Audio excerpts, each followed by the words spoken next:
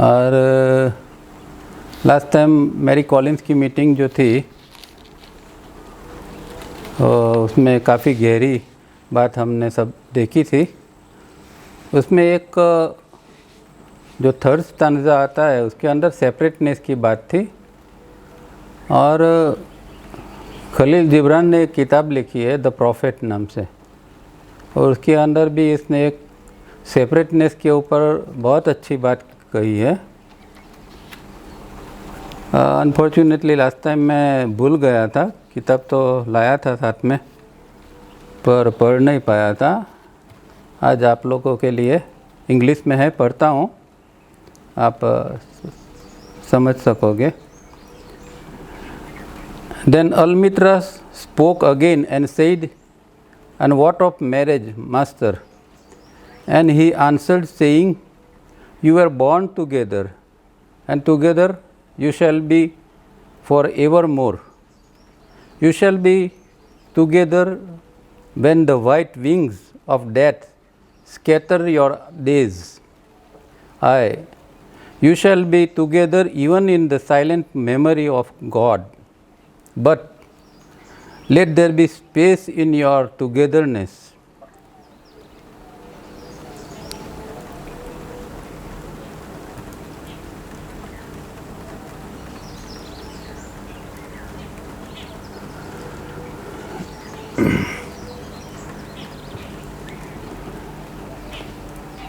And let the winds of the heaven dance between you.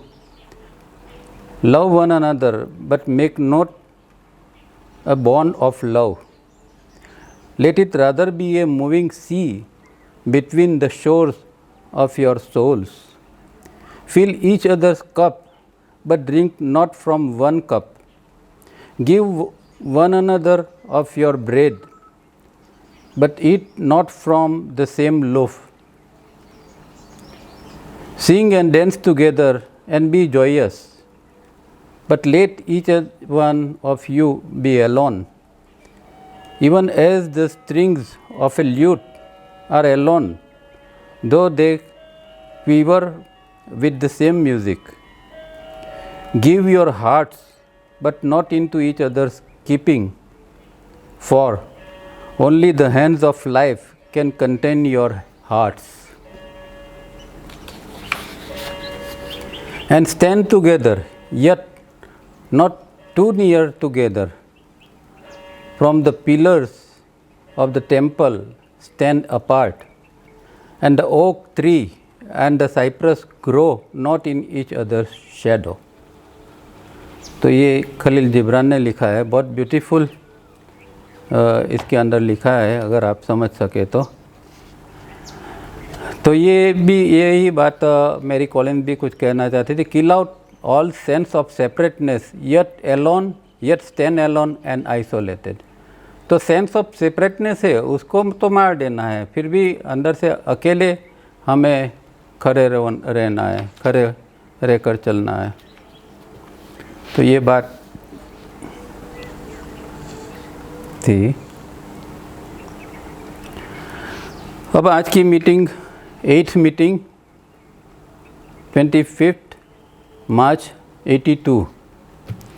इसके अंदर तावरिया जी कुछ diagram के बारे में बात करते हैं, तो थोड़ी इंटरेस्टिंग है।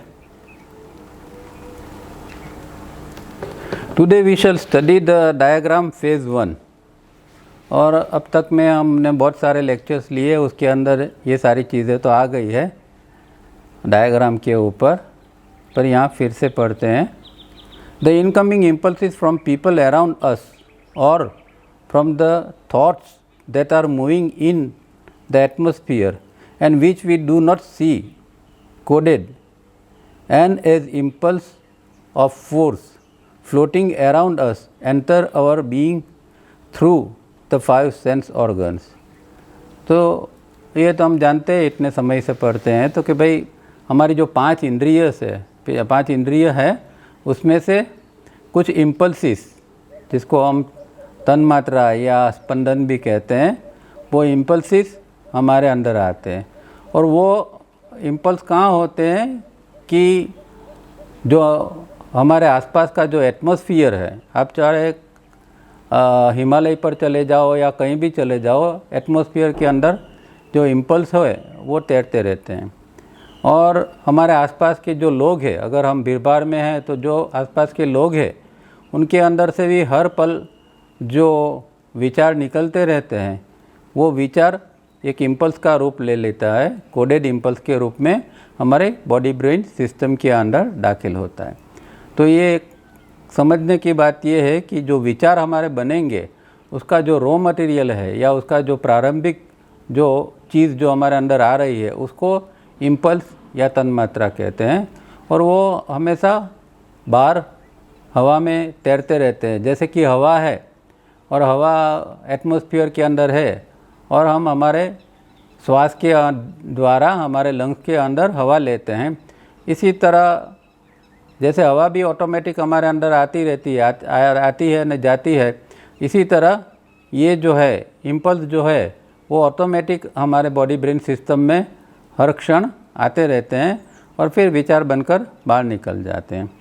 We have noted earlier that we are a personality made up of the physical and astral body.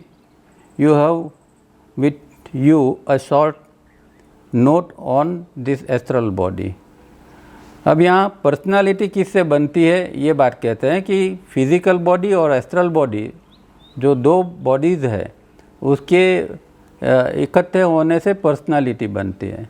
Normal course में हम पर्सनालिटी का शब्द का उपयोग करते हैं खाली फिज़िकल जो है हमारा अपीयरेंस है, हमारे बातचीत का ढंग है, हमारा एटीट्यूड है, हम कितने इंटेलिजेंट है वगैरह वगैरह को पर्सनालिटी कहा जाता है। पर यहाँ फिज़िकल और एस्ट्रल दोनों मिलके जो बनता है उसको योग के अंदर पर्सनालिटी कहते हैं। और इसकी नोट तावरिया जी ने आगे से उनको दी हुई है एस्ट्रल बॉडी की। This astral being the primary body and supporting the physical body like beams and pillars supporting a building. This primary body is also known as the emotional body और कारण शरीर। अब जैसे एक मकान होता है तो मकान को जो सपोर्ट करते हैं वो बीम एंड कॉलम्स करते हैं और बाद में फिर दीवारें और फिर विंडोज़ वगैरह कंस्ट्रक्ट किया जाता है। तो बीम्स और कॉलम जो है वो अंदर छुप जाते हैं। हम देखते हैं तो दीवारें देखते हैं, विंडोज़ देखते हैं, इवन रूफ और सीलिंग देखते हैं, पर बीम्स कॉलम खास दिखाई नहीं देते। इसी तरह हमारा एस्ट्रल बॉडी जो है वो फिज़िकल के पीछे छुपा हुआ है। फिज़िकल बॉडी, और इसका एक कारण ये है कि फिज़िकल बॉडी जो है वो सेकेंडरी बॉडी है और एस्ट्रल बॉडी जो है वो प्राइमरी बॉडी है। जो हमारा प्रमुख शरीर जिसको कहें वो हमारा एस्ट्रल बॉडी है। इसको यहाँ उन्होंने इमोशनल बॉडी या कारण शरीर भी कहा है। अब इमोशनल बॉडी इसको क्यों कहा है? क्योंकि जब विचार की प्रक्रिया बनते हैं और फाइनली हम जानते हैं कि IESM केंद्र के ऊपर विचार आके निकलते हैं तो वहाँ जो एक कलरिंग होता है IESM का केंद्र, मतलब एक इमोशंस की छाट इसके ऊपर आती है, तो इसीलिए इसको इमोशनल बॉडी कहा गया है। एक कलरिंग, इमोशंस के कलर ये हमेशा विचार बनने के पहले एक इसके अंदर ऐड होते हैं। और दूसरा कारण शरीर कहा गया है। तो कारण शरीर इस माने में कि हर चीज़ जो फिज़िकल में घटती है उसका कारण तो जो है वो एस्ट्रल में है। एक हम बार बार कहते हैं कि भाई एक डिसीज़ आता है तो डिसीज़ की शुरुआत तो एस्ट्रल में होती है, फिर वो फिज़िकल के अंदर मैनिफेस्ट होता है, प्रकट होता है। क्योंकि इसके अंदर जो प्राइमरी बॉडी ये एस्ट्रल बॉडी है तो उसके अंदर हर चीज़ का कारण जो है, इवन हमारे विचार बनते हैं तो विचार का जो कारण है वो भी एस्ट्रल के अंदर पड़ा है। तो ये इसीलिए कारण शरीर उन्होंने यहाँ एस्ट्रल बॉडी को कहा गया है। हालांकि कई लोग कारण शरीर कोजल बॉडी को भी कहते हैं, और कोजल बॉडी जो है वो तो जो महाकाल है, महाकाल के अंदर व्यक्ति का कोजल बॉडी होता है, तो उसको भी कारण शरीर कहते हैं। पर यहाँ इन्होंने एस्ट्रल बॉडी को कारण शरीर कहा है। This body is highly sensitive and subtle. अब ये बॉडी जो है एस्ट्रल बॉडी या इमोशनल बॉडी जो है एकदम हाईली सेंसिटिव है, एकदम संवेदनशील है। छोटी से छोटी बात को भी वो नोट करता है। हमारे एक विचार बनते हैं उसका भी प्रभाव एस्ट्रल के ऊपर हमेशा पड़ता है और बाद में फिजिकल के ऊपर भी पड़ता है। तो इतना एकदम सेंसिटिव ये है और सटल है, सूक्ष्म है। It has its own vibrational की और टोन। तो उसका अपना एक वाइब्रेशनल टोन होता है, एक कंपन का सुर होता है। वो हमेशा एक वाइब्रेशनल टोन जनरेट करता रहता है। एज पर दिस की और tone the thought forms in the atmosphere moving as coded impulses are drawn into this body. अब क्या होता है कि ये हमारे अंदर, जैसे हमने आगे देखा कि भाई इम्पल्स जो एटमॉस्फेयर में घूमता रहता है वो बॉडी ब्रेन सिस्टम में आता है, पर किस तरह का इम्पल्स आएगा, क्योंकि हज़ारों लाखों इम्पल्सिस एटमॉस्फेयर में तो घूमते रहते हैं। अच्छे भी होंगे, बुरे भी होंगे, एकदम ख़राब भी होंगे। तो हमारा बॉडी ब्रेन सिस्टम किस प्रकार का ये इम्पल्स लेगा और ये कौन नक्की करेगा, क्योंकि वहाँ कोई कॉन्शियसनेस तो है नहीं। वहाँ तो कोई ऐसा तो है नहीं कि कोई सिलेक्ट करता है कि मुझे ये इम्पल्स लेना है और इसको छोड़ देना है, ऐसा तो बिल्कुल नहीं है। तो कौन नक्की करता है?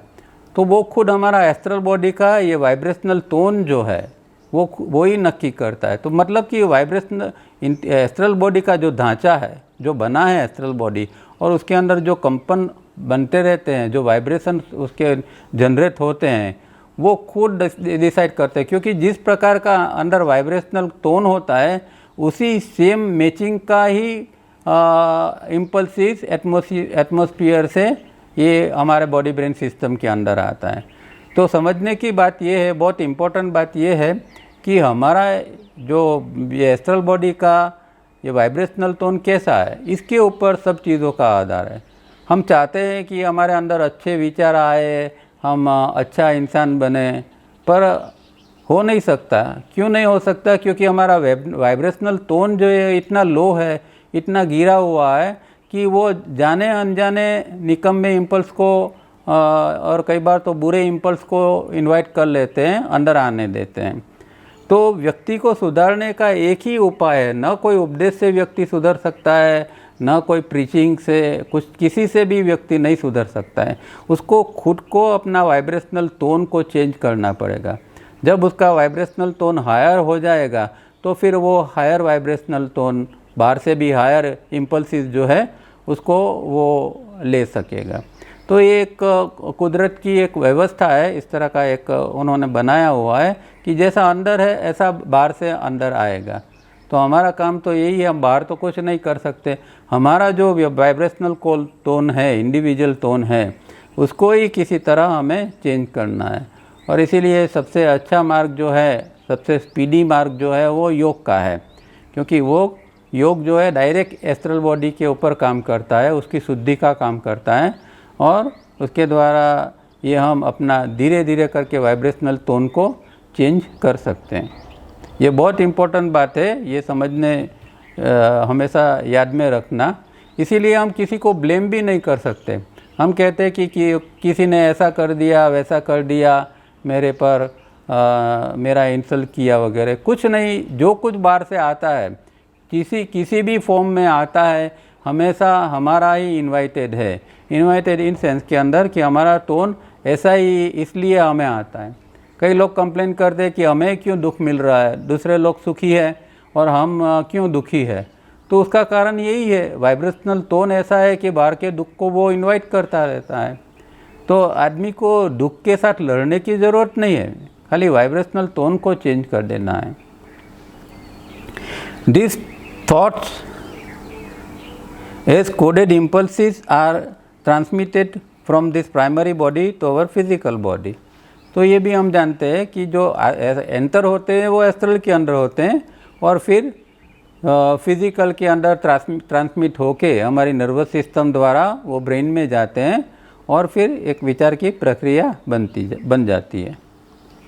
You are aware that all motor nerves reach the brain and to reach the brain they enter the spinal cord and the bundle of nerves from all over the body reach the base of the brain we call taluka, that is back of the brain. अब हमारे अंदर एक nervous system है जिसको central nervous system कहते हैं, और वो स्पाइनल कॉर्ड से गुजरती है, और उसकी दो प्रकार के उसमें से नर्व्स आते जाते हैं। एक को सेंसरी नर्व कहते हैं और दूसरे को मोटर नर्व कहते हैं। सेंसरी नर्व मतलब कि जो सेंस करता है और फिर ब्रेन तक संदेशा भेजता है, उसको सेंसरी नर्व कहते हैं। जैसे कि आँख से हमने देखा तो क्या देखा, वो जो मैसेज ब्रेन तक जाता है वो सेंसरी नर्व ले जाता है, और वहाँ से फिर जो ऑर्डर आता है, जैसे कि मच्छर ने काटा तो अंदर से ब्रेन से ऑर्डर आएगा कि मच्छर को उड़ाओ, तो वो ऑर्डर आता है मोटर नर्व से। तो इस तरह दो नर्वस सिस्टम जो है वो हमारे अंदर काम करती है, वो सेंट्रल नर्वस सिस्टम है।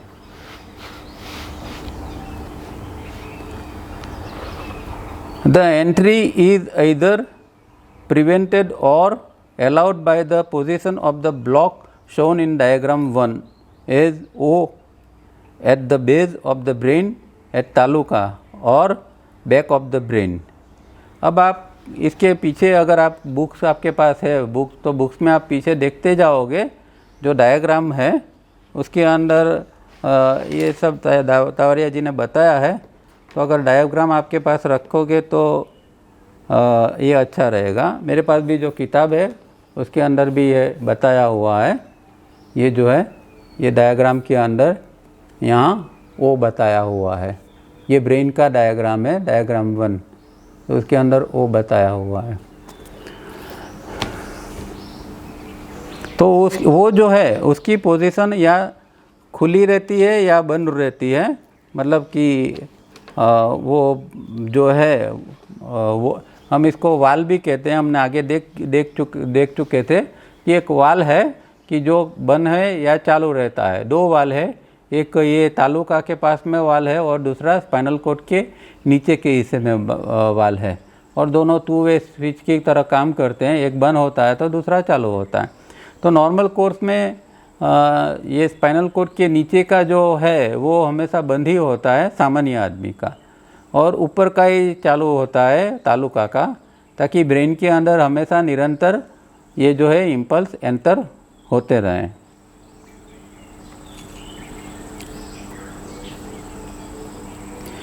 In a normal person, this block permanently remain in open position, thus allowing all the coded impulses to go forward and flow through the central passage over the top of the brain to reach the front brain or section 1 और the registration area.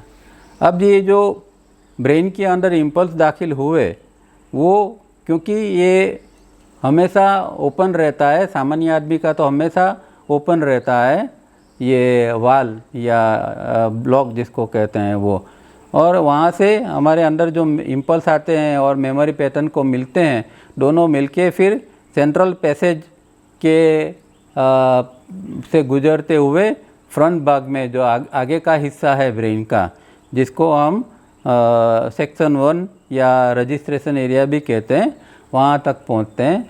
वहाँ हम जानते हैं कि IESM केंद्र है और वहाँ कुछ प्रोसेस होती है, उसके बाद में वो विचार बन के बाहर हवा में निकल जाता है। As this impulses pass through the central passage, you will note in the diagram that the central passage passes over the rear part of the brain marked as memory shallow 2A and memory deep 2B। तो अभी आपका chart जो है उसमें भी आप देख सकोगे कि ये जो है ये जो सेंट्रल पैसेज जो है उसके साथ में जो पार्ट है, दो भाग है, इसको मेमोरी का भाग कहते हैं। ये मेमोरी ए और मेमोरी बी इसके अंदर बताया गया है। ये शुरुआत में तावरिया जी उसको 2A 2B कहते थे, बाद में पर्पस के अंदर उसको 3A और 3B कहा गया है। तो जो नए डायग्राम आपके अंदर होंगे उसके अंदर 3A और 3B लिखा हुआ होगा। There near the central passage you see many lines meeting this central passage on both the sides. 2A memory shallow mean all the memory patterns of this life. Each line suggests a series of connected pictures. There is a round block dot where these lines meet the central passage. अब वही जो है वो इसके अंदर भी जो diagram में आप देखोगे तो जो ये सेंट्रल पैसेज जो है वो सेंट्रल पैसेज से ये यहाँ से जो एंटर होते हैं, सेंट्रल पैसेज जैसे ही एंटर होता है तो वहाँ दो पार्ट मेमोरी का होता है, मेमोरी शैलो और मेमोरी डीप, इस जन्म की और अगले जन्म की। तो और वहाँ छोटे छोटे ये है एक लाइनिंग होती है और वो लाइनिंग जो है वो एक प्रकार के सतर जैसा होता है, वो खुलबंद होते रहते हैं जिसके द्वारा इसके अंदर इम्पल्स आता रहता है। और इसके साथ में ब्लॉक डॉट्स होते हैं वो भी यहाँ सेंट्रल पैसेज के अंदर, ये सब आप डायग्राम के अंदर देख पाओगे। तो ये जो ये लाइनिंग है उसके अंदर सीरीज़ ऑफ पिक्चर्स है। सीरीज़ ऑफ पिक्चर्स का मतलब क्या हुआ कि जो हमारे अंदर मेमोरी के रूप में पड़ा है वो क्या है, किस तरह पड़ा है, तो वो पिक्चर्स के रूप में पड़ा है। कोई भी मेमोरी जो है वो इंसिडेंट के रूप में नहीं पड़ी है। जैसे कि एक घोड़ा है, घोड़े का जब हम घोड़े को देखते हैं तो उसकी जब मेमोरी बनती है तो वो अंदर घोड़े का पिक्चर अंदर एक स्टोर हो जाता है, सेव हो जाता है। तो इस तरह हमारे मेमोरी के अंदर हजारों लाखों शायद करोड़ों इस तरह के पिक्चर्स सब पड़े हुए हैं ये 3A पार्ट के अंदर। और जिस प्रकार की इनकमिंग इम्पल्स अंदर आता है तो उसी पिक्चर, इसीलिए उसको शब्द दिया गया आइडेंटिकल मेमोरी। आइडेंटिकल मेमोरी मतलब जिस प्रकार का अभी घोड़े का इम्पल्स अंदर आया तो घोड़े की जो मेमोरी अंदर है, जो पिक्चर्स अंदर पड़ा है वो पिक्चर्स बाहर आएगा। पर ये सब अभी जो है वो कोडेड फॉर्म में है, वो यहाँ मतलब सांकेतिक रूप में है, वहाँ एग्जैक्ट इसका फॉर्म नहीं है। पर वो क्या है, आगे जाके जब IESM केंद्र के ऊपर जब डिकोड होते हैं तब वहाँ एग्जैक्ट फॉर्म उसका बनता है। To be memory deep means all the memory patterns of all the previous lives। अब जो दूसरा सेक्शन है उसके अंदर 2B या 3B वो जो है वो डीप मेमोरी है, मतलब कि पूर्व की अनेक जन्मों की मेमोरी हमारे अंदर पड़ी है। शायद अब तक ने हमने जो हजारों जन्म लिए होंगे तो हजारों जन्म की मेमोरी किसी न किसी रूप में ये 2B या 3B के सेक्शन के अंदर संग्रहित रहते हैं। इसीलिए तो क्या है कि ये जो पार्ट है 2B का पार्ट है वो खुला नहीं रहता है। ये हमारे जो इस लाइफ की जो मेमोरी है उसका हम उपयोग करते हैं। तो जब कोई इम्पल्स आता है तो 2A में से ही मेमोरी निकलेगी। 2B तो हमेशा बंद ही रहता है क्योंकि वो बहुत डेंजर एक जगह है, क्योंकि इतनी पुरानी मेमोरी है और उसमें कोई मेमोरी तो इतनी खतरनाक हो सकती है। अगर वो खुल जाता है तो व्यक्ति पागल जैसा हो जाता है, क्योंकि वो कुछ समझ नहीं सकता है, उसका रिलेवेंस कुछ समझ नहीं सकता है और आदमी हो सकता है पागल भी बन जाए। इसीलिए भगवान ने कृपा करके उस एरिया को बंद रखा है। पर जब योग के अंदर डीप में धारणा ध्यान समाधि में जो साधक काम करते हैं उनको उस एरिया में भी जाना पड़ता है और जो पुरानी मेमोरी है उसको शुद्ध करनी पड़ती है, क्योंकि रिडम्पशन जो करना है वो मेमोरी का ही करना है। तो मेमोरी से ही रिडम्पशन हो सकता है, इसलिए मेमोरी को शुद्ध करना पड़ता है। पर एडवांस स्टेज के अंदर 3B की मेमोरी के ऊपर काम किया जाता है। There are such thousands of small connecting tissues, each having a series of connected pictures. These black dots are the blocks which open or close without any conscious control in an average ordinary person। तो इस तरह की इसके अंदर एक जो lining जो बताई है वो कनेक्टिंग टिश्यूज़ होते हैं उसके अंदर, और वो पिक्चर्स जो अंदर पड़े हैं उसको बाहर निकालने के लिए वो कनेक्टिंग टिश्यू का उपयोग होता है। और दूसरे जो डॉट्स है वो हमेशा ओपन बंद होते रहते हैं, जिसकी वजह से ये हमारे इम्पल्स अंदर जा सकता है। और ये एवरेज ऑर्डिनरी व्यक्ति का जो है उसके हाथ में नहीं है, ये अपने आप में चलता रहता है, ये सारी चीज़ें अपने आप में होती रहती है। When the incoming impulse is coded pass through the central passage, identical memory patterns from the block in section 2A shallow open and release a set of connected pictures in coded impulses, then together reach the registration area। ये बात अभी हमने कही है कि ये जो हमारे अंदर इम्पल्स आता है वो पांचों इंद्र से आता है और स्पाइनल कॉर्ड से ऊपर जाता है, तालुका तक पहुंचता है, और तालुका के साथ में, जब तालुका के साथ में जो सेंट्रल पैसेज है, वो पैसेज के अंदर दो साइड के ऊपर ये सेलो मेमोरी और डीप मेमोरी पड़ी है। तो जिस तरह का इम्पल्स अंदर आता है, इस प्रकार की आइडेंटिकल मेमोरी अंदर से बाहर आती है ये शैलो में से, और वो पिक्चर के रूप में आती है। वो सीरीज़ ऑफ जो पिक्चर्स होते हैं वो बाहर निकलते हैं कोडेड फॉर्म में, और फिर दोनों आगे रजिस्ट्रेशन एरिया तक जाते हैं और फिर वहाँ विचार बनता है। The rate at which the coded impulses rush into our being is at the rate of 120 per second. Of this, many are not given any attention. अब ये जो हमारे अंदर आता है वो दो रूप में आते हैं। एक जो पूरा जो बॉडी ब्रेन सिस्टम के अंदर तो 30,000 इम्पल्सिस आते हैं, पर वो फिर हमारे जो एस्ट्रल बॉडी से जब ब्रेन की ओर जाते हैं तो वो उसकी जो है वो रेट 120 पर सेकंड है। तो 120 इम्पल्सिस है वो एस्ट्रल के अंदर प्रवेश होते हैं और हमारे ब्रेन की ओर जाते हैं। पर क्यों है कि क्योंकि 120 सबके सबका उपयोग नहीं होता है, सबके सबका विचार नहीं बनता है। ज़्यादातर तो मर जाते हैं और कुछ के ही विचार बनते हैं, क्योंकि हमारा अटेंशन नहीं होता है। अब अटेंशन किस तरह नहीं होता है वो आगे वो समझाएंगे। Just as when we walk on the road or ride on a bus or train, we see thousands of things and hear hundreds of sounds, but we do not pay attention to all. Only some receive our attention.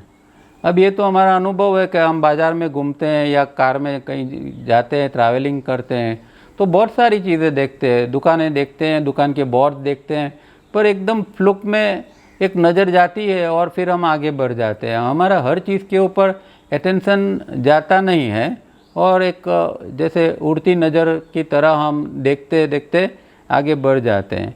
तो इस तरह हमारा जो एक प्रक्रिया होती है, या फिर हज़ारों साउंड होते हैं, बाज़ार में घूमते हैं तो हज़ार प्रकार के आवाज़ आते हैं, पर ये सब जो है वो उसके प्रति हमारा अटेंशन जाता नहीं है और जा भी नहीं सकते। एक साथ में हज़ारों साउंड को किस तरह पकड़ सकेगा हमारा ब्रेन। तो इसीलिए कुछ के ऊपर ही हमारा अटेंशन जा सकता है, और वो जो अटेंशन गया है इस प्रकार के इम्पल्स का ही विचार बन सकता है।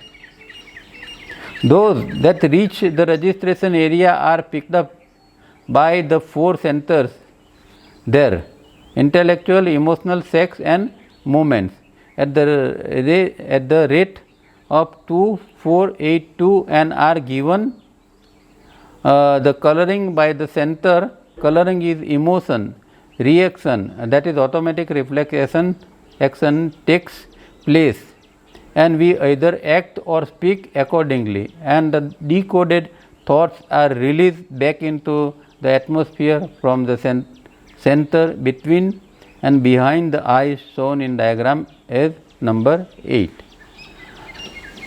तब यहाँ पूरी प्रक्रिया उन्होंने बताई है कि ये जिस तरह ये मेमोरी पैटर्न और इम्पल्स दोनों सेंटर, और जब वो आगे जाते हैं तो वहाँ 4 केंद्र होते हैं जिसको इंटेलेक्चुअल, इमोशनल, सेक्स और मूवमेंट कहा गया है, और उसका एक रेशियो बताया है 2482।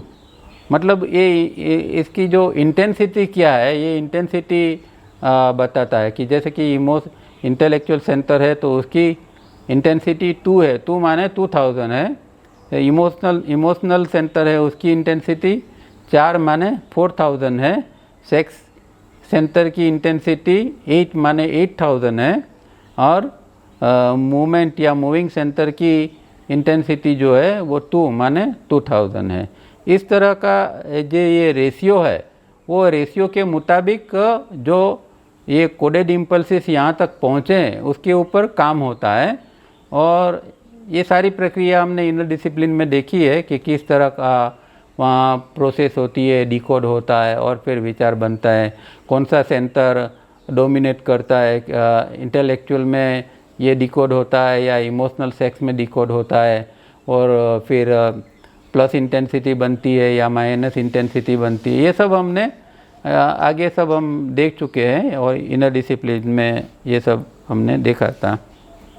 तो इस तरह का ये चारों सेंटर के अंदर जो प्रोसेस होती है, तो यहाँ कहने की बात ये है कि अभी डिकोड यहाँ हुआ और ये कलरिंग की प्रोसेस हुई। कलरिंग मतलब क्या, हमारा अभी जो पर्सनल जो कुछ है, जो कोई हमारा पर्सनल इंटरेस्ट है, इवन हमारे पर्सनल राग द्वेष है, वो जो है यहाँ इसके ऊपर अभी इसको कलरिंग करते हैं। जैसे एक इम्पल्स अंदर आया तो वो तो प्योर कोडेड फॉर्म में था और उसके अंदर कोई वहाँ वो पूरी प्रोसेस के अंदर कोई राग द्वेष या हमारा कोई पर्सनल उसके अंदर कुछ नहीं था। वो पूरी प्रोसेस होती है, आइडेंटिकल मेमोरी पैटर्न को मिलते हैं, दोनों आगे आते हैं। अब जब दोनों आगे आते हैं और जहाँ डिकोड की प्रोसेस स्टार्ट होती है वहाँ पर्सनल हमारे राग द्वेष बाहर निकल आते हैं, क्योंकि ये IESM सेंटरों का काम ही यही है और उसके अंदर यही सारी चीज़ पड़ी है। तो जैसे कि एक व्यक्ति को हम देखते हैं और इसका इम्पल्स अंदर आया, तो हो सकता है कि वो व्यक्ति को देखकर हमें खुशी हो, या हो सकता है वो व्यक्ति को देखकर हमें नाराज़ी हो, या हो सकता है हमें उसको देख के गुस्सा आए। वो सब सारा जो कामकाज है वो IESM केंद्रों के ऊपर निर्भर होता है और ये हमारी पर्सनल जो कलरिंग है वहाँ इसके ऊपर चढ़ती है और फिर इस तरह का विचार बन के बाहर आता है। और फिर हमारा जो कर्म कहो या हमारा जो एक एक्शन जो होगा वो भी ये जिस तरह का हमने इम्पल्स जो बनाया जो हमने विचार बनाया लास्ट में IESM केंद्र से, तो वही प्रकार का जो विचार के मुताबिक हमारा कर्म होता है। और विचार जो है वो दोनों आँख के बीच में जो हमारा आज्ञा चक्र है वहाँ से वो बाहर निकल जाता है।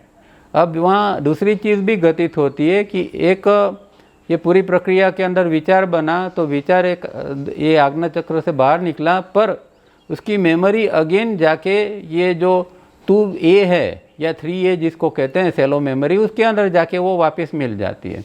तो वही चीज़ बार बार उसके अंदर रिपीट होती है, वो ज़्यादा स्ट्रॉन्ग होता जाता है। एक ही चीज़ हम बार बार करते हैं, बार बार देखते हैं या बार बार सुनते हैं, तो वो चीज़ की मेमोरी जो है एकदम ठोस हो जाती है, ज़्यादा वो ये हो जाती है, क्योंकि हमेशा हर समय वो मेमोरी का एक विचार बन के बाहर गया और वही मेमोरी बन के फिर वापस वो 3A में भी आती रहती है। और यही प्रोसेस है कि मेमोरी बनती किस तरह है। जैसे पहली बार हम कोई एक चीज़ को देखते हैं, ज़िंदगी में कभी भी देखी नहीं है ऐसी चीज़ हम पहली बार देखते हैं, तो अंदर तो मेमोरी तो पड़ी नहीं है। फिर हमें बताया जाता है कि भाई इसको ऐसा कहा जाता है, ये चीज़ ये है, तो इस चीज़ की मेमोरी फिर अंदर बन जाती है और उसको हम नाम भी दे देते हैं कि ये चीज़ जो है वो इसका नाम ये है। अब ये यहाँ 3A के अंदर वो सेव स्टोर हो गया है और जब इसका उपयोग करने की ज़रूरत पड़ेगी तब वो वहाँ से पिक्चर के रूप में बाहर आएगा। इस तरह की पूरी प्रक्रिया हमेशा चलती रहती है। These thoughts or decoded impulses, एक ब्रेक आएगा थोड़ी देर में, that we throw into the atmosphere are our mental excretion and are picked up by others as coded impulses, just as we pick up mental excretion of others as coded impulses. अब यहाँ एक बात खतरनाक हो जाती है। खतरनाक तब होती है कि अगर हम बुरे विचारों को हमेशा एटमॉस्फेयर के अंदर फेंकते रहेंगे, क्योंकि प्रॉब्लम जो है कि हम जो जिसका एक्सक्रीशन करते हैं, जिसको बाहर फेंकते हैं, मेंटल एक्सक्रीशन, जो विचारों को हम बाहर फेंकते हैं वो दूसरे का फूड बन जाता है, दूसरे का वो इनकमिंग इम्पल्स बन जाता है। तो मानो कि किसी ने एक खराब विचार एटमॉस्फेयर के अंदर छोड़ दिया, मतलब उसके अंदर ऐसा विचार आया और बाहर निकल गया, तो उसको तो कुछ समझ है नहीं, उसको पता नहीं है, और उसके साथ में कोई दूसरी व्यक्ति है उसको भी कुछ समझ नहीं है। पर हो सकता है कि वो इम्पल्स जो है, वो जो विचार फेंका है, वो मेंटल एक्सक्रीशन उसका वो इनकमिंग इम्पल्स बन जाएगा, उसका फूड बन जाएगा, और इस प्रकार के इम्पल्स अंदर आने के बाद उसको भी इस प्रकार के विचार चालू हो जाएंगे। तो ये सब बहुत डेंजरस है और कंटेजियस है, एक जैसे चेप जैसा है, एक को लगता है दूसरे को लगता है। इसीलिए बहुत समझने की बात है कि जैसे कि हम पहले कहते थे कि भाई किस तरह के आप व्यक्ति के साथ आपका उठना बैठना है, इसके ऊपर भी आपके विचारों का, आपकी दिमागी हालत का आधार रहेगा। तो ये बात सच है, क्योंकि जैसे लोगों के साथ हम उठते बैठते हैं इसी प्रकार के विचार हमारे बनने लगते हैं। तो ये बहुत सूक्ष्म प्रोसेस है और हमें समझ में नहीं आता है, पर इस तरह हमें सावधान रहना चाहिए। और इसको ही तावरिया जी रियल पोल्यूशन भी कहते हैं। ये जो हम मेंटल एक्सक्रीशन करते हैं, जो एक प्रकार की गंदगी हमारे अंदर से एटमॉस्फेयर के अंदर फेंकते हैं, वो दूसरों का फूड बनता है, पर वो एटमॉस्फेयर को ही पूरा बिगाड़ देता है। तो हम जिसको पोल्यूशन कहते हैं वो तो कुछ भी नहीं है, हवा का पोल्यूशन, पानी का पोल्यूशन, ये तो इसके आगे कुछ भी नहीं है। हमारे निकम्मे कूड़े कचरे जैसे विचारों के द्वारा हम एटमॉस्फेयर को इतने बगाड़ देते हैं कि वो तो कुछ दिखाई नहीं देता है, इसलिए हम कुछ कह नहीं सकते और कुछ इसके ऊपर हम काम नहीं करते हैं। बाकी हकीकत में जिसको ये दिखाई देता है वो समझ सकता है कि भाई किस तरह की एक डेंजर सिचुएशन, एक पोल्यूशन फैला हुआ है, विचारों का pollution. The only safeguard from such excretions of others is to raise the vibrational key or tone of your being. अब यही क्या उपाय है? एक ही मात्र उपाय है कि भाई आपका जो व्यक्तिगत वाइब्रेशनल टोन है, आपके एस्ट्रल बॉडी का वाइब्रेशनल टोन है, उसको इतना बढ़ा दो कि वो दूसरों का जो विचार के अंदर क्योंकि वो लो टोन के होंगे, दूसरे के विचार जो होंगे अलग अलग टाइप के, उसका टोन निम्न होगा। और अगर हमारे एस्ट्रल बॉडी का टोन हायर है तो हम इस प्रकार के लोअर टोन के विचारों को अंदर आने नहीं देंगे। तो एक ही उपाय है कि हमारा वाइब्रेशनल टोन को हमें ऊपर उठाना पड़ेगा, कि ताकि दूसरे का ऐसे निम्न प्रकार के या जिसको हम खराब विचार कहते हैं वो हमारे अंदर प्रवेश ही न पाए। For only those coded impulses enter our beings depending on our vibrational key और tone। तो जिस प्रकार का हमारा अंदर का वाइब्रेशनल टोन होगा, इसी प्रकार के इम्पल्स को ही हम अंदर आने देंगे। और उसका एक दूसरा भी तावरिया जी ने एक बात कही है डिसइंफेक्शन चैम्बर की, कि हमारे आजू बाजू में हम जब साधना करते हैं तो ये तो वाइब्रेशनल कोण को बढ़ाना है, पर उसके साथ में हम डिसइंफेक्शन चैम्बर को एक क्रिएट करते हैं, मजबूत करते हैं, ताकि ऐसे विचार, निकम्मे विचार है, वो हमारे बॉडी ब्रेन सिस्टम के अंदर प्रवेश न पाए। डिवाइन माइंड और universal mind is all pervading and feels the entire universe. अब यूनिवर्सल डिवाइन माइंड जिसको कहते हैं या डिवाइन माइंड कहते हैं, वो सर्वव्यापी है, हर जगह पर फैला हुआ है। भू भुव स्व तीनों लोक के अंदर ये डिवाइन माइंड, स्थूल से लेके सूक्ष्म तक हर जगह पर ये डिवाइन माइंड फैला हुआ है पूरे विश्व। Divine or universal mind is also pervading and feels the entire universe. It is extremely elastic and pliable. तो पूरा जो विश्व है ये यूनिवर्सल डिवाइन माइंड से फैला हुआ है, हर जगह पर ये माइंड है। और ये कैसा है? ये डिवाइन माइंड इलास्टिक है, एकदम इलास्टिक और प्लीएबल है। मतलब कि ऐसी चीज़ है इलास्टिक, मतलब जिसको आप खींच सकते हो, जिसको बेंड कर सकते हो, जिसको कोई भी आप रूप दे सकते हो। इस तरह की जो चीज़ होती है, जैसे इलास्टिक कैसा है, इसी तरह का ये जो है ये डिवाइन माइंड जो है।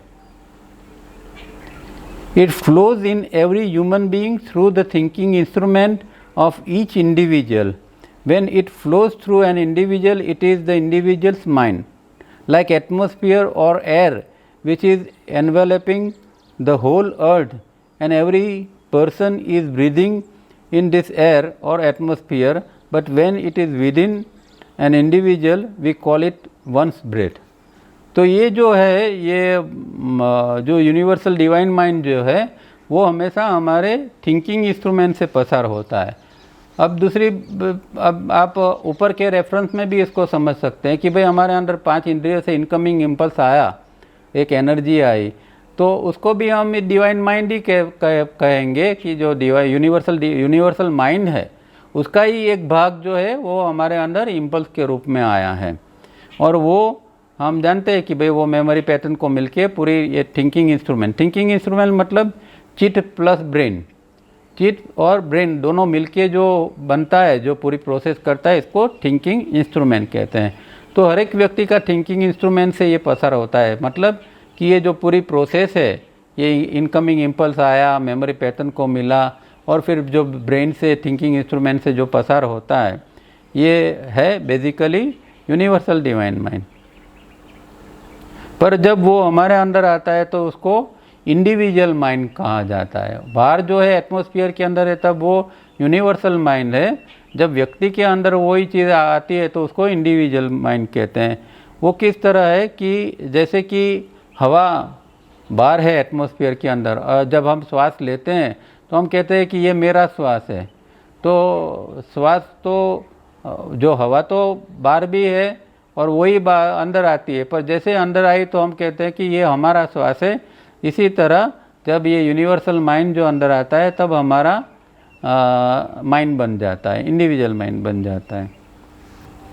So this universal mind enters the back of the brain and through the block which is in open position flows through the central passage carrying both incoming coded impulses and the memory patterns identical in a series of pictures to the registration area or front brain or section 1। ये सारी प्रक्रिया भी हम अभी देख चुके हैं कि भाई इस तरह यूनिवर्सल माइंड हमारे अंदर इनकमिंग इम्पल्स के रूप में आता है, मेमोरी के आइडेंटिकल मेमोरी पैटर्न को मिलते हैं और फिर वो सेक्शन 1 तक आगे जाता है। This universal mind feels this registration area, but as we have noted above, the incoming impulses and the memory patterns are picked up or sucked by the 4 centers and given coloring and then thrown back into the manas, which fills the registration area and where reaction or automatic reflex action as stated earlier take place, and the universal mind, which is now totally contaminated, is thrown out with decoded thoughts from the center between and behind the eyes shown in diagram as number 8 as mental excretions। तो यहाँ फिर वो आगे यही प्रक्रिया को बताते हैं कि भाई ये यूनिवर्सल डिवाइन माइंड से इम्पल्स आया, सब वो आगे गए, वहाँ क्या होता है, ये इम्पल्स और मेमोरी जो आगे गए हैं वहाँ 4 सेंटर्स इसको सक कर लेते हैं, उसको पकड़ लेते हैं, अंदर खींच लेते हैं और उसके अंदर वो फिर जैसे आगे कहा इस तरह वो सारी प्रक्रिया करते हैं। वहाँ डिकोड की प्रोसेस होती है और कोई भी सेंटर के अंदर 1 या 2 सेंटर के अंदर डिकोड की प्रोसेस होती है, वहाँ कलरिंग होता है और उसके बाद में फिर से उसको विचार के रूप में एटमॉस्फेयर में फेंक दिया जाता है, जिसको हम रिएक्शन या ऑटोमेटिक रिफ्लेक्स एक्शन भी कहते हैं। और इस तरह जो यूनिवर्सल डिवाइन माइंड जो प्योर था, अंदर आया था, वो कंटेमिनेट होके, वो दूषित होके, प्रदूषित होके फिर ये आज्ञा चक्र से बाहर फेंका जाता है। जस्ट एज प्योर एयर और atmosphere enters our lungs and we throw back into the atmosphere as our exhaled breath which is contaminated, तो जिस तरह श्वास अंदर लेते हैं हम तो हवा तो प्योर आती है, पर जब श्वास बाहर फेंकते हैं तो वो श्वास जो है वो कंटेमिनेटेड प्रदूषित श्वास हो जाता है, क्योंकि उसके अंदर कार्बन डाइऑक्साइड वगैरह बढ़ जाता है और उसको हम बाहर फेंक देते हैं। Study this much and we shall continue in our meeting. अब हमारे पास काफ़ी टाइम है, अभी भी 15-20 मिनट है, तो मैं सोचता हूँ कि 9th मीटिंग को भी हम थोड़ी पढ़ लेते हैं। 9th मीटिंग भी बहुत शॉर्ट है, देखते हैं कितनी कवर होती है। यहाँ तक किसी को प्रश्न है तो पूछ सकते हैं, बाद में हम प्रश्न नहीं होंगे या बाद में हम ये 9th मीटिंग देखेंगे। तो अगर कोई प्रश्न है तो इन बिटवीन आप ये आपका अनम्यूट करके पूछ सकते हैं।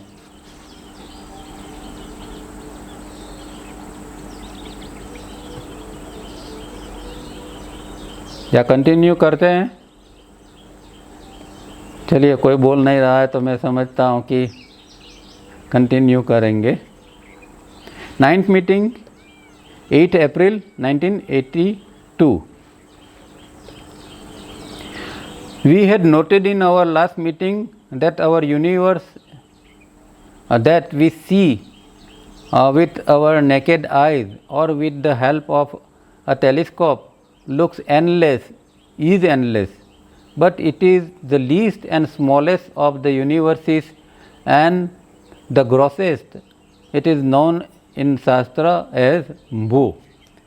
तो ये जो हम आँखों से देखते हैं जो विश्व को, इसको हमारे शास्त्र के अंदर भू कहा गया है, और वो ग्रॉसेस्ट है, सबसे स्थूल वो विश्व है जिसको हम आँख से देखते हैं और या फिर टेलीस्कोप से। मतलब कि भूलोक जो है वो इतना बड़ा है कि उसके अंदर सब प्लैनेट्स है, स्टार्स है, गैलेक्सीज है, सब कुछ उसके अंदर आ जाता है, जो स्थूल है, जो दिखाई देता है। इसीलिए तावरिया जी उसको पर्पस में सीन यूनिवर्स कहते हैं, कि जो दिखाई देता है ऐसा है यूनिवर्स, वो इसको शास्त्र में भू कहते हैं। तो पूरा जो कुछ दिखाई देता है वो सब कुछ भू के अंदर आता है। The next and subtle universe that encircles this grossest universe of bhu and also penetrates it is the universe bhu. अब दूसरा यूनिवर्स है जो उससे सूक्ष्म है, उससे भी सूक्ष्म है, जो भू है उससे सूक्ष्म है, और ये पूरे जो भूलोक है उसको उसके इर्द गिर्द में वो पूरा फैला हुआ है, एन सर्कल है, और उसको इंटरपेनिट्रेट भी करता है, मतलब इसके आर पार भी घुस जाता है। तो इसका मतलब ये हुआ कि हम यहाँ अभी भूलोक में बैठे हैं, पर भूलोक के अंदर भूलोक भी यही है, क्योंकि वो इंटरपेनिट्रेट करके वो यहाँ भूलोक भी अंदर आया हुआ है। तो यहाँ जो खाली जगह है उसको हम भूलोक कह सकते हैं, भूलोक कह सकते हैं। Is yet more it is immense in comparison to the grossest physical universe. It is the molecular or astral universe, a universe of glamour and charm. तो ये जो है वो बहुत सूक्ष्म है, इसको एस्ट्रल यूनिवर्स और या मोलिकुलर यूनिवर्स भी कहते हैं, और एकदम ग्लैमरस है, वो ऐसा भव्य है, ऐसा आकर्षण जमाने वाला है, जैसे कि कोई रूप हम देखते हैं और कि जैसे आकर्षण एक खड़ा होता है, इसी तरह का ये जो सूक्ष्म जगत है उसके अंदर इतनी सारी ग्लैमरस चीज़ें होती रहती है, और उसके अंदर व्यक्ति दाखिल होके बहुत सारी चीज़ें सूक्ष्म रूप में कर सकता है। The next universe which is far too subtle and rare and encompasses both these universes of Bhu and Bhuva, is yet more enormous and boundless, or is known in Shastras as Swa. अब तीसरा लोक जो है वो स्वलोक है, और ये दोनों को कवर किया हुआ है उसने, और अति सूक्ष्म है वो, और वो एकदम विशाल है, इसकी कोई माप नहीं है। जैसे ये जो फिजिकल है, फिजिकल को भी साइंस आज इतना पूरा समझ नहीं सकता, इतना वास्ट है फिजिकल यूनिवर्स, क्योंकि इसके अंदर इतनी सारी गैलेक्सीज है और एक एक गैलेक्सी के अंदर इतने सारे स्टार्स वगैरह हैं जिसको कोई हमारा माइंड सोच नहीं सकता। इतना सारा खाली भू यूनिवर्स है, तो उससे कितना गुना बड़ा तो भुव यूनिवर्स है, और उससे भी अनेक गुना बड़ा स्व यूनिवर्स है। तो तीनों लोकों को मिलाते हैं तो हमारी बुद्धि काम नहीं कर सकती, सोच नहीं सकती कि ये कितना बड़ा, कितना वास्ट ये तीनों यूनिवर्स जो है जिसको त्रिलोक कहते हैं वो बना है, वो कितना वास्ट होगा। Some shastras call the living being of this universes as devas और asuras, but it is not so. अब ये जो लोक है तीनों लोक के अंदर, उसको अंदर जो ह्यूमैनिटी है, तीनों लोक ऐसे खाली नहीं पड़े हैं, तीनों के अंदर ह्यूमैनिटी है। जैसे कि हमारे भूलोक के अंदर है, भूलोक के अंदर तो हम तो खाली पृथ्वी की ह्यूमैनिटी को ही जानते हैं, पर इसके अलावा भी बहुत सारी जगह भूलोक के अंदर भी ह्यूमैनिटी है। उसका रूप रंग और हो सकता है, वो हो सकता है कि हमारा जैसा फिजिकल है ऐसा न भी हो। आजकल जो साइंस एलियन के ऊपर जानना चाहता है और काम कर रहा है, तो एलियन मतलब कोई दूसरी ह्यूमैनिटी है जिसको ज़रूरी नहीं है कि हमारे जैसा ही बॉडी है, हमारे जैसे आँख कान है, पर फिर भी वो ह्यूमैनिटी है। तो इस प्रकार के बहुत सारी ह्यूमैनिटी भूभुवस्व के अंदर है, पर कई लोग इसको देव और असुर वगैरह कहते हैं, तो इस प्रकार का नहीं है। They are humanities either far too ahead of us और far too behind us yet to come into physical condition, and these are known as asura in particular, and some far too ahead of us having passed our physical state already, and these are known as devas in particular। तो ये humanity दो प्रकार की है। कुछ humanities जो है वो बहुत एडवांस है, जो हमसे बहुत आगे है, क्योंकि वो हमारा ये जो जैसे हम कहते हैं ना कि ये भूलोक जो है उसका हम 4th सबस्टेज के अंदर है, तो ये जो आगे की जो ह्यूमैनिटी है वो कब के ये 4th सबस्टेज पास कर चुकी है, वो हो सकता है अभी वो 5th 6th 7 सबस्टेज के अंदर होगी ऐसी ह्यूमैनिटीज़। तो इसीलिए वो बहुत काफ़ी एडवांस है, उसने बहुत सारी प्रगति की है। और कुछ ह्यूमैनिटीज़ ऐसी है कि जिसको जो अभी आने वाली है, अभी तो वो 4th सबस्टेज तक भी नहीं आई है, ऐसी ह्यूमैनिटीज़ है जो हमारे काफ़ी पीछे है। पर इसी को ऐसे समझा जाता है कि भाई ये जो पिछड़ी हुई है वो असुर है, और जो आगे निकल गई है वो देवलोक है या देव्स है, ऐसा मानते हैं, पर एक्चुअली उसको ह्यूमैनिटी के रूप में ही समझना चाहिए।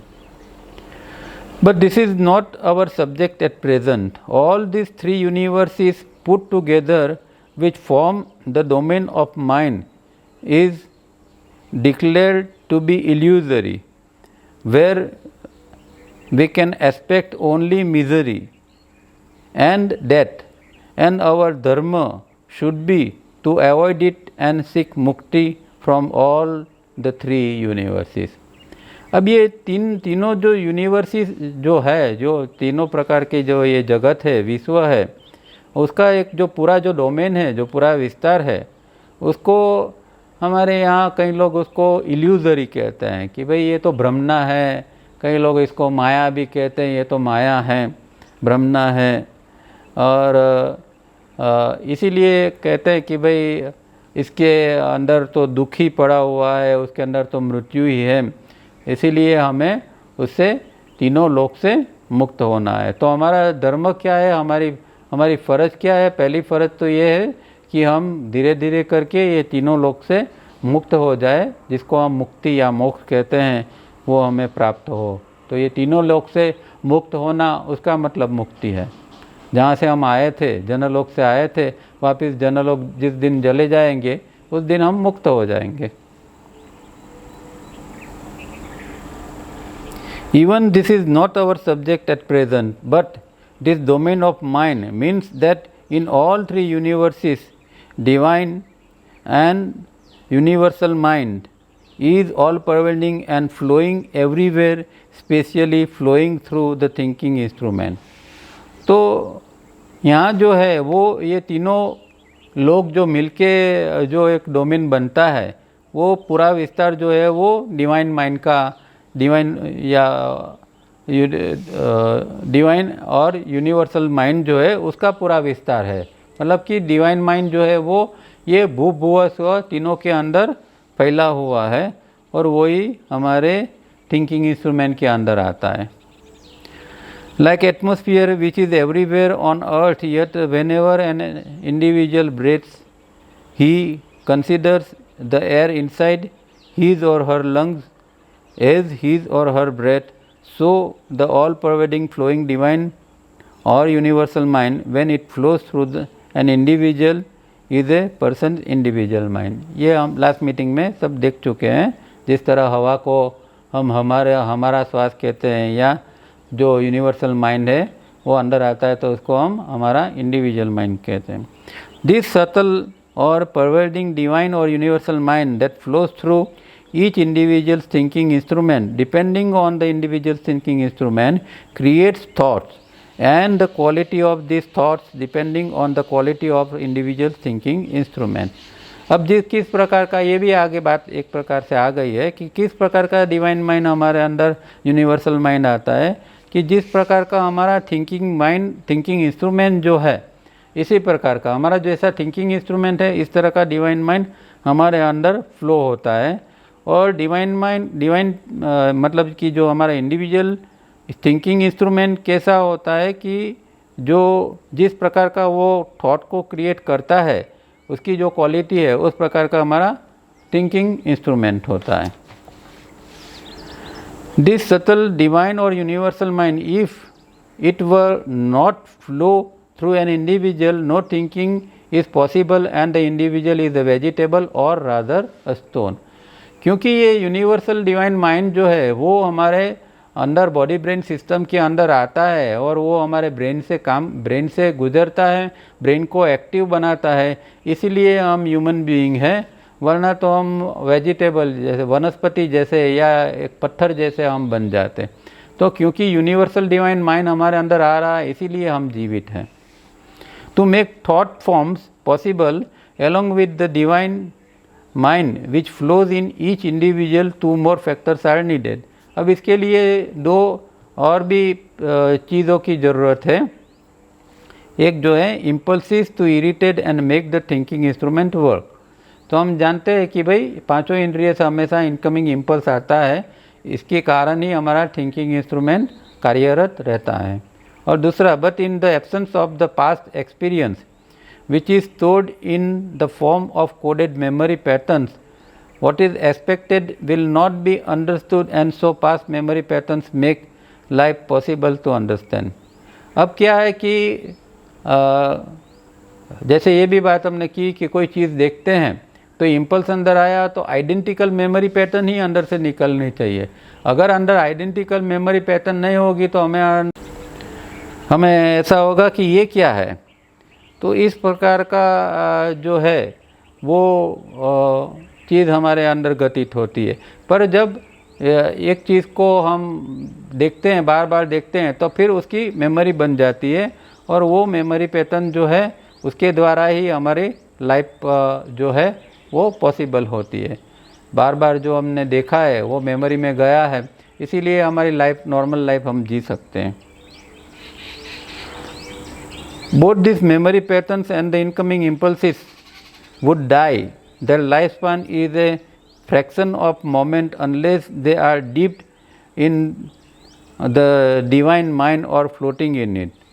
तो ये जो हमारे अंदर इनकमिंग इम्पल्स आता है और मेमोरी पैटर्न के साथ में जो मिलता है वो अगर वो ये यूनिवर्सल माइंड के अंदर फ्लोट करता है, उसके अंदर वो तैरता रहता है या फिर उसके साथ में मिक्स हो जाता है तो ही वो जी सकता है, अदरवाइज वो मर जाता है। मतलब कि जो डिवाइन माइंड एक ऐसे अंदर जो अंदर चीज़ है कि जिसके अंदर ये चीज़ अगर रहेगी तो जीवित होगी। In our last meeting, you have noted how these incoming impulses, along with memory patterns, go to the registration area, etc., to become thought forms, and which, as decoded thoughts, leaves us from point number 8 in diagram 1 and reach other people as coded impulses. ये बात भी हमने last meeting के अंदर देखी थी. तो आगे बढ़ते हैं, ये मीटिंग ख़त्म कर देते हैं. Now if you have read your earlier notes, you must have noted how sage Patanjali has explained the sequence of thinking, which is the first step away from normal automatic reflex action, where he has recommended pose as mind control. ये भी हमने शुरू की मीटिंगों के अंदर देखा था कि हमारी जो विचार प्रक्रिया जो है, जिसको तावरिया जी ऑटोमेटिक रिफ्लेक्स एक्शन ही कहते हैं या रिएक्शन कहते हैं, तो उसके अंदर महर्षि पतंजलि पोज कहते हैं कि भाई जब भी आप रिएक्ट करते हो या ऑटोमेटिक रिफ्लेक्स एक्शन बनता है, उससे पहले थोड़ी देर के लिए कुछ क्षणों के लिए रुक जाओ, जिसको पोज या वेटिंग कहा गया है. और ये टेक्निक महर्षि पतंजलि ने माइंड कंट्रोल के लिए बताई गई है. Now when this incoming impulses with the memory patterns and mind reaches the registration area, the 4 centres there suck up these memory patterns and incoming impulses in the ratio of 2:4:8:2, and after giving them the coloring that is characteristics of their center, throw them back or discharge them into the divine mind which is filling the registration area. ये भी हम आगे देख चुके हैं कि भाई ये इम्पल्सिस वगैरह आगे जो जाते हैं उसको ये IESM के अंदर सक कर लेते हैं, और जिसका रेशियो 2:4:8:2 है, और वो वहाँ प्रोसेस करके विचारों को फिर से बाहर फेंक देते हैं. Here between sucking up from and discharging them back into the registration area by the 4 centres and which is done in the least possible time, here says Patanjali advise to pause, that is to wait before discharging them into the divine mind that fills the registration area. अब जो ये विचार बना एक, और विचार बनने के बाद हम इसको बाहर फेंकते हैं, उसके पहले वहाँ एक क्षण के लिए रुकने की बात करते हैं महर्षि पतंजलि, उसको वेटिंग या पोज कहा गया है. What is the result of this? We have noted that the lifespan of incoming impulses and memory pattern is a fraction of a moment, and if not dipped or floating in divine mind would perish, whilst being sucked and then back and less than a fraction of a moment by the 4 centers. If a pause takes place for one moment, these incoming impulses and memory patterns would perish, and so when discharged into the registration area would not be able to create thought forms, and so there would be no reaction. तो यहाँ जो पूरी प्रक्रिया है उसके अंदर वो कहते हैं कि अगर एक क्षण के लिए भी ये पोज इंट्रोड्यूस किया जाता है तो वहाँ उस दौरान विचार की प्रक्रिया बनती नहीं है, और विचार की प्रक्रिया नहीं बनती है इसीलिए कोई फिर रिएक्शन भी क्रिएट नहीं होगा. तो ये एक टेक्निक है माइंड कंट्रोल की कि यहाँ एक पोज किया, और पोज करने के बाद जो विचार को रिलीज़ करना है उसको बाद में रिलीज़ कर सकते हैं, पर वो बाद में जो विचार रिलीज़ होगा वो रिएक्शन के रूप में फिर रिलीज़ नहीं होगा. तो शॉर्ट में ये पैराग्राफ का ये कहना है. This is the first step to mind control. More in our next meeting we shall continue to study of diagram 1 before going on to diagram 2. तो यहाँ डायग्राम 1 की बात उन्होंने समझाई है और फिर ये इम्पल्स वगैरह की बात समझाई है. डायग्राम 2 की बात बाद में आएगी. यहाँ हमारा समय भी समाप्त होता है और फॉर्चुनेटली दोनों मीटिंग कवर अप हो गई है. तो अभी नेक्स्ट टाइम हम 10th मीटिंग के ऊपर जाएंगे. तो वैसे आजकल प्रश्न तो आपको होते नहीं हैं, यहाँ तो समय भी नहीं है इसलिए यहाँ रुकते हैं. नेक्स्ट टाइम फिर मिलेंगे और नया पढ़ेंगे. तब तक के लिए रुकते हैं. धन्यवाद. Thank you.